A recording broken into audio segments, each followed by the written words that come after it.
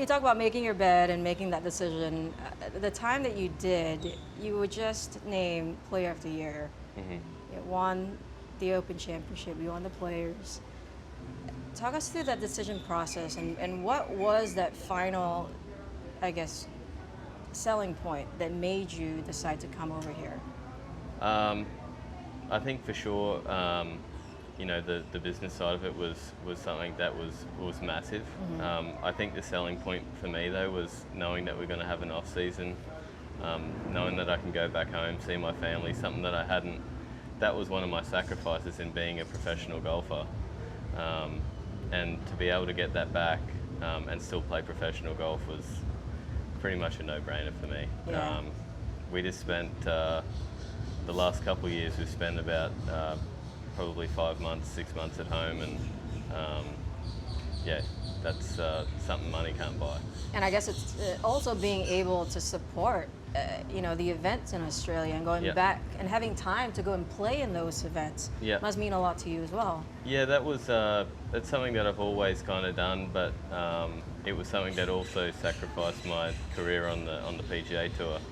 Was taking a couple of events off where I could have been in the US. So yeah, it was you know, golf in Australia is something that's always been near and dear to me, and yeah, to be able to support them, support the juniors a little bit more, get back down there, play one more time in Adelaide, all that stuff was just adding up, and yeah, I couldn't miss out on that opportunity. What do you hear from the fans down there? They're rabid. The Ripper GC fans are absolutely rabid. They're just so territorial and so proud of you guys. What are some of the great comments you hear from strangers at your homeland? I think there's just all the stuff that you hear from time to time, you know, up the Rippers, all that stuff. I know the boys loved it last year. I think the Australian fans are so funny. I just laugh so much on the golf course, whether I want to give them the credit or not give them the credit. Sometimes I laugh under my breath, and other times I'm laughing at them. But they say some of the craziest stuff, and some stuff that is so witty as well that it just makes you laugh. What's the funniest thing you've heard from an Australian in the crowd? I got one last year actually, and I don't know if you guys watch cricket. Yeah. So I was fixing a pitch mark, and I was kind of batting it down. I was standing over someone's line, and it looked like I was kind of batting down a rough patch or something in the pitch. Yeah. And I'm batting it down, and then someone goes, "Do you want centre, Smithy?" And I just lost it. I almost couldn't hit my putt.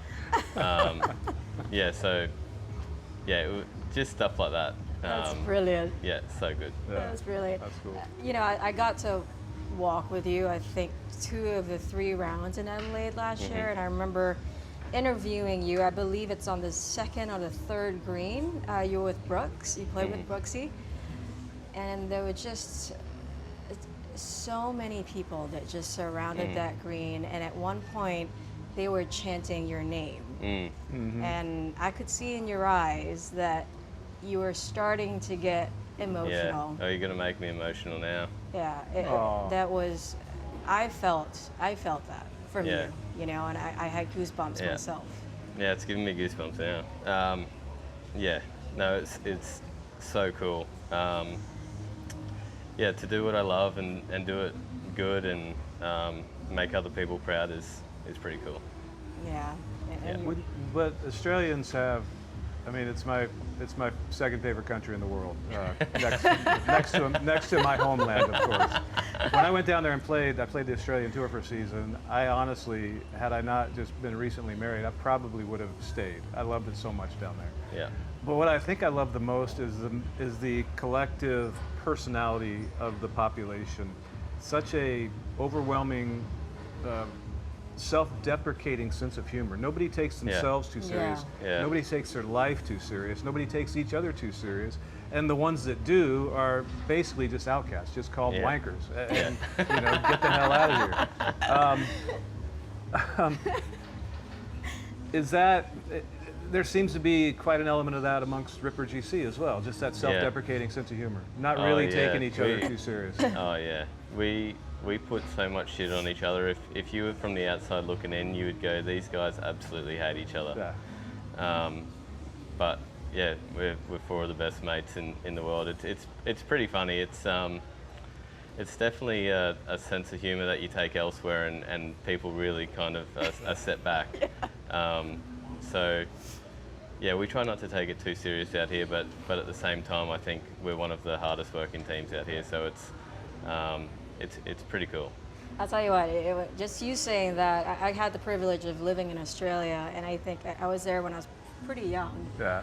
And I think when I moved from Singapore to Australia, and then being in that environment where people just gave you shit all the time, Yeah. I hardened up pretty quick, you know, Yeah. and now I give everyone shit, as you know, Yeah. right? And so I love that culture, and I love how loyal they are to sport, you know, and whether it's a sporting team or a player or a tennis player or F1 driver, they're just all in. There's no halfway. No, for them, but is they're there? so respectful too. I mean, you can go anywhere in Australia and you get recognized basically by everybody. You're a national hero. But they still respect your space. They don't come up Yeah. and just demolish you as fans, Yeah. do they? No, it's good. It's such a cool place. I love home so much, and you know, if I could, I'd be there every day of every year. But yeah, the kind of profession that I've chosen has kind of taken that away from me. So, but I love golf, probably equal as I love Australia. So it's a tough one to toss up. Well, at least now you get to spend more time home, Yep. so hopefully that helps. I want to talk about your first win in Chicago back in 2022. It was your second event at LIV, and you beat DJ, who had beaten you the week before that. Yeah. And then you beat Peter as well, Peter Uline. How different was that when compared to your other professional wins, when you just being on LIV and winning in Chicago, beating DJ? How different was that compared to your other wins? I think probably given the time that LIV Golf was in, there was a lot of kind of hate, I guess, from the golfing community, and you know, you see those things or you hear those things about, oh, he's off to LIV Golf, he's done, or you know, whatever.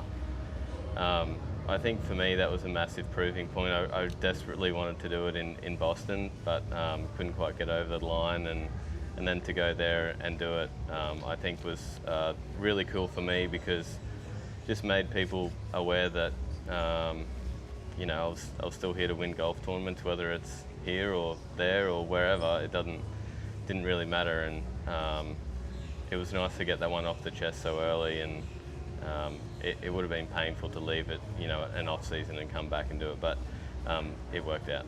Yeah. Now we're relegated to just 4 times a year, when most, not all, but most of the greatest players in the game, the biggest collection of great players, are going to be playing against each other starting next week. Your name is mentioned. There's a lot of favorites going in. You get your respect as a guy who can certainly walk away victorious at Augusta. Do you think collectively, individually for you and collectively for the other guys with LIV, that there is more internal pressure because of what you just mentioned, because of it's a dying, I mean, it's the crescendo of hate, as you say, is certainly taken a much dramatic turn in the last 6 months. But it's still there. There's still plenty of people who don't want to see LIV succeed, and you guys are playing almost for a common cause as well as individual pursuit as well, don't you think? Yeah, I think there's definitely a feeling of that. I don't think it's a feeling that we really talk about amongst ourselves. I think everyone has their own way and thought of dealing with that, and